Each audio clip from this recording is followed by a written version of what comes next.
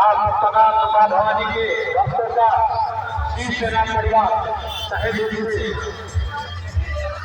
आभार व्यक्त करता है। स्वागत करता है अपने पूजा प्रदान करने।